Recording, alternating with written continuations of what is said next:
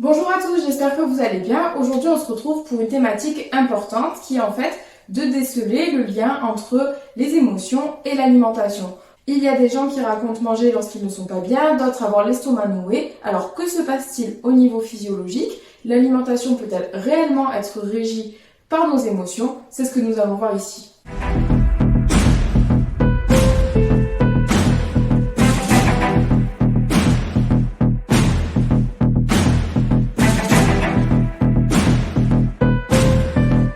L'émotion est définie comme un trouble, une agitation passagère. L'être humain est doté de capacités pour pouvoir emmagasiner ses émotions, c'est l'émotivité. Chacun va ensuite traiter ses émotions de façon différente. En réalité, une émotion, finalement, c'est un trouble psychologique qui va dépendre de l'état physique, de l'humeur, mais également de l'environnement de chacun. Du coup, on va voir ensemble si au final, ces émotions peuvent venir impacter notre alimentation et plus particulièrement nos comportements alimentaires.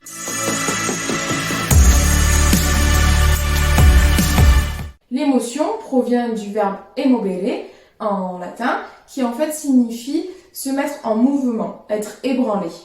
L'émotion en fait elle va nous envahir complètement, on va pas avoir de contrôle là-dessus, c'est pas possible, il n'y a pas de contrôle conscient sur les émotions.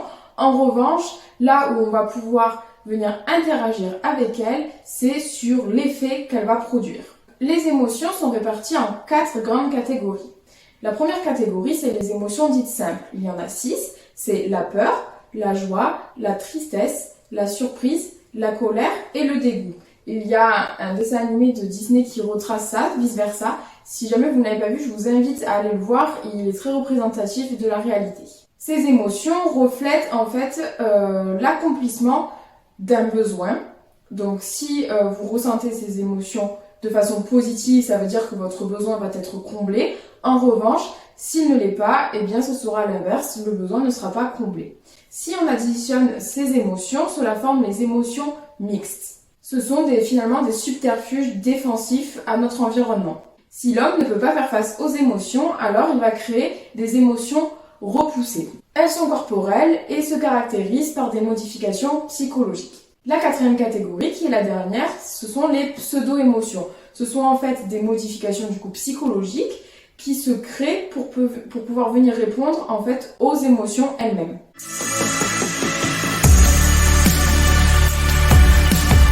Alors, les émotions n'apparaissent pas comme ça, ce sont des réponses à la physiologie en fait du corps humain. Donc, c'est quelque chose de quand même relativement complexe que l'on va essayer de voir rapidement ensemble. Pour commencer, un facteur déclencheur, qui provient généralement de l'environnement, va venir entraîner des pensées qui seront, elles, interprétées par notre corps et notamment par notre cerveau et 2 systèmes spécifiques qui sont le système nerveux entérique et le système limbique. Le système nerveux entérique est appelé le cerveau des émotions. C'est le 2e cerveau de notre corps puisqu'il contient en fait plus de 100 millions de neurones et il se situe sur la globalité de notre tube digestif. C'est lui qui est responsable de transmettre finalement toutes les informations qui proviennent de l'intestin vers le cerveau. Ce serait le premier cerveau en fait finalement de notre corps. L'encéphale se serait développé pour pouvoir permettre la recherche de notre alimentation. Cette théorie, en fait, se retrouve notamment en médecine chinoise où, en fait, le système digestif joue un rôle extrêmement important dans la gestion des émotions. Et selon le docteur Olivier Soulier, toutes nos émotions naissent et meurent un jour dans nos intestins. Si on l'applique, en fait, à la réalité, il y a les pathologies intestinales, mais également certains aspects de nos vies qui vont venir transmettre des signaux par ce biais-là. Ce qui se passe, c'est que certains signaux vont être envoyés au système nerveux central. Ces signaux vont passer en fait à travers la muqueuse intestinale qui va produire de la sérotonine qui sera le neurotransmetteur qui partira au cerveau pour transmettre les informations nécessaires. Les expressions avoir l'estomac noué ou encore la peur au ventre proviennent finalement de ce phénomène. Nous allons maintenant parler de l'autre structure qui est le système limbique. Alors, le système limbique est en fait la partie de l'encéphale qui permet de gérer le comportement émotionnel et qui est la source de la mémoire de notre corps. Le thalamus reçoit un message de l'extérieur et vient le traduire en signaux. Le noyau thalamique va les percevoir, les interpréter et les transmettre au cortex préfrontal qui lui va définir s'il s'agit d'un besoin ou d'une émotion. L'amygdale, quant à elle, va traiter l'urgence de la situation afin de créer une réaction émotionnelle qui sera adaptée puisqu'il s'agit du siège de la peur. Le processus émotionnel que l'amygdale va déterminer sera souvent lié à la mémoire émotionnelle. Ensuite, il y a l'hippocampe qui va venir lier les émotions aux souvenirs. Et pour finir, l'hypothalamus et l'hypophyse vont venir en fait transmettre toute l'énergie nécessaire à la production de l'émotion et donc des modifications psychologiques, hormonales qui vont en découler pour pouvoir répondre correctement. L'ensemble de tout ce chemin au niveau du système limbique s'appelle le circuit de Papez, qui est le circuit des émotions.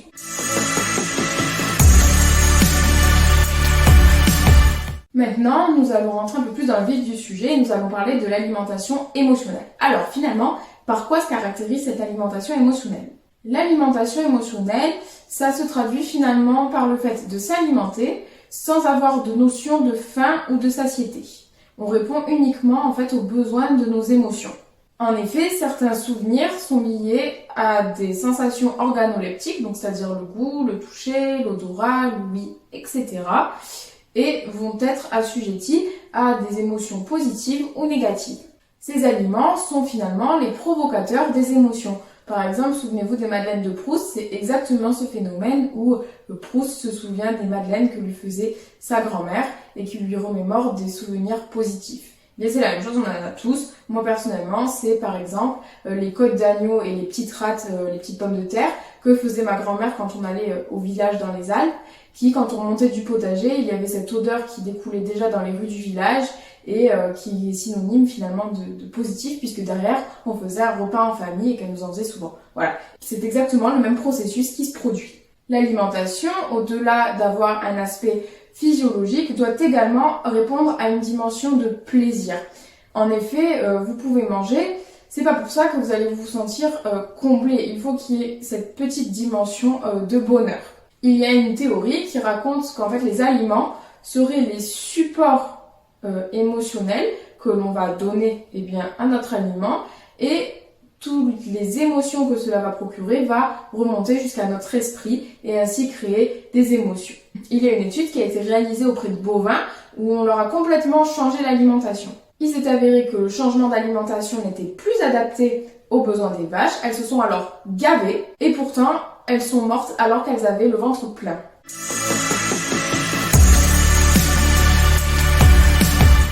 L'alimentation émotionnelle, finalement, est présente dès la vie fœtale.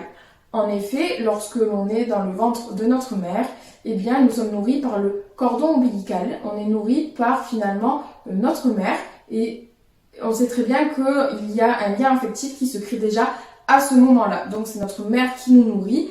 Il y a déjà une notion d'émotion qui se crée.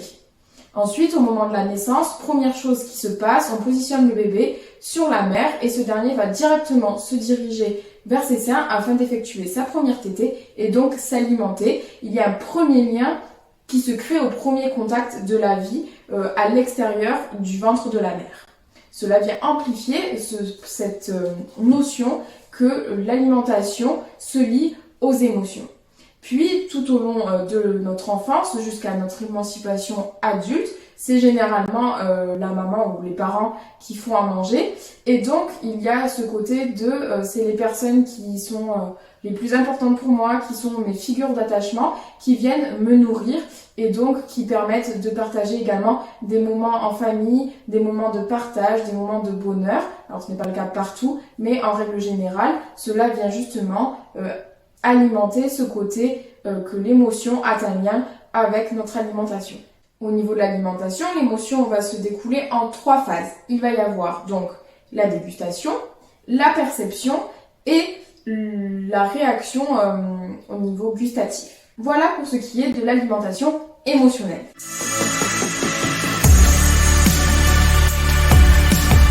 Nous allons maintenant parler de l'impact de ces émotions sur notre alimentation. Alors, durant mes études, j'ai eu l'occasion et l'opportunité de faire une étude sur la population générale pour justement analyser ce phénomène. Et je vais m'appuyer donc sur ces données pour pouvoir vous démontrer qu'il y a bien un lien entre les émotions et l'alimentation. Donc pour commencer, on peut remarquer qu'il y a finalement une influence des émotions positives et négatives sur notre alimentation. En effet, les individus qui s'alimentent selon ces émotions s'appellent les mangeurs émotionnels. Ce sont des personnes qui vont généralement se suralimenter lorsque leurs émotions deviennent trop fortes, qui ne sont pas gérables par un autre biais que l'alimentation. Les traumatismes sont souvent responsables de fluctuations de notre alimentation, puisque souvent on peut remarquer chez les victimes que le poids va soit augmenter, soit diminuer. Selon une étude de Cooper et al., et bien finalement, jouer sur l'influence des émotions, sur ces dernières en elles-mêmes, permettrait d'éviter ces fluctuations de poids et donc éviter des troubles du comportement alimentaire. Une émotion qui vient jouer un rôle important, c'est la culpabilité, qui est finalement de la frustration. Dans certains cas, cette frustration va venir avoir un effet compensatoire grâce à l'alimentation. Dans le cas des sportifs, par exemple, elle va jouer un rôle clé puisque un sportif va forcément faire extrêmement attention à son alimentation pour avoir des résultats. Certains même vont aller jusqu'à dire que s'ils n'y arrivent pas, c'est parce qu'ils n'ont pas bien géré leur diète au moment de la compétition. Cette frustration va en fait être accumulée à cette sensation de ne pas être performant et donc va créer une désinhibition alimentaire. On retrouve également ce phénomène chez les personnes sédentaires qui vont souvent être dans un processus de suralimentation avec des excès lorsqu'il y a des envies particulières, avec une non-gestion de l'alimentation au final dans sa globalité, et donc ainsi venir impacter encore plus des troubles du comportement alimentaire. Finalement, c'est le fait d'être parfois isolé, de prendre du poids, donc du coup on crée cette frustration, cette culpabilité de ne rien faire, et donc au final on va se réfugier dans la tablette de chocolat par exemple. Voilà, c'est finalement ce qui prouve bien que nos émotions négatives viennent influencer notre alimentation, mais c'est également le cas par exemple des émotions positives. Lorsque l'on va par exemple aller au bar avec des amis ou au restaurant, on va avoir plutôt tendance à prendre des plats un peu plus lourds, un peu plus gras, un peu plus sucrés, prendre un dessert, prendre un menu complet et donc créer une surconsommation alimentaire. Pour autant, ça vient remplir une dimension de plaisir et donc cela prouve bien que l'on a en quelque sorte tous, même si cela varie selon chaque individu, une alimentation émotionnelle. L'interdiction accentue la notion de frustration.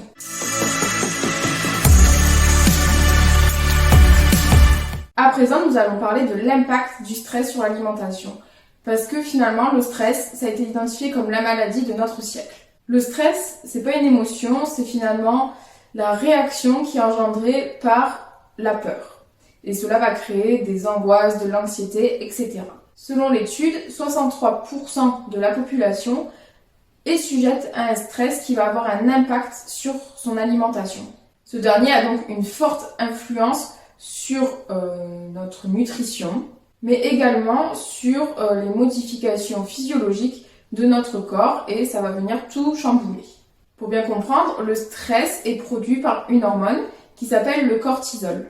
Le cortisol est formé à partir du cholestérol dans les glandes surrénales, mais il va avoir un rôle très général sur l'ensemble de nos réponses physiologiques. Par exemple, il va être responsable de la régulation de notre glycémie. Lorsqu'un individu est stressé, il va généralement se réfugier dans l'alimentation pour venir se créer finalement une enveloppe corporelle. C'est souvent en fait ce qui se passe chez les personnes en surpoids et en obésité.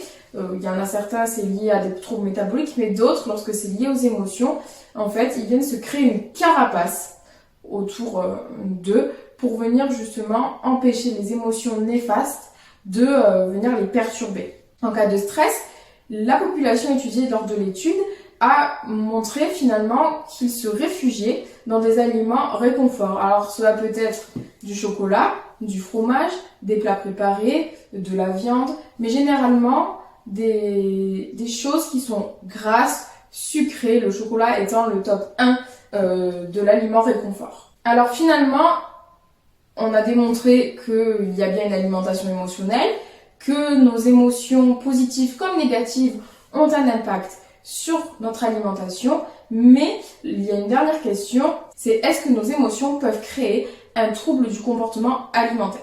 De nos jours, la société, grâce à la croissance des supermarchés et des fast-foods, nous entoure d'aliments qui sont appétissants et faciles d'accès. Pour certaines personnes, il y a une peur de la perte de contrôle de la consommation de ces aliments, de trop manger, de grossir. Dans ce cas-là, cela peut provoquer des troubles du comportement alimentaire, tels que l'anorexie ou encore la boulimie. Alors attention, ce n'est pas le seul facteur qui entraîne ces maladies, mais il y a réellement un rôle dans les émotions. Il y a également les personnes qui vont vouloir avoir un contrôle absolu sur la qualité de leurs aliments, de toujours vouloir manger des aliments sains. C'est l'orthorexie. La peur, vous voyez, joue donc un rôle important dans les choix alimentaires. C'est la peur alimentaire. Si jamais ce sujet des troubles du comportement alimentaire vous intéresse, n'hésitez pas à me le dire et je ferai une vidéo par trouble afin de vous détailler un peu plus, vous donner des petits tuyaux sur ce sujet-là.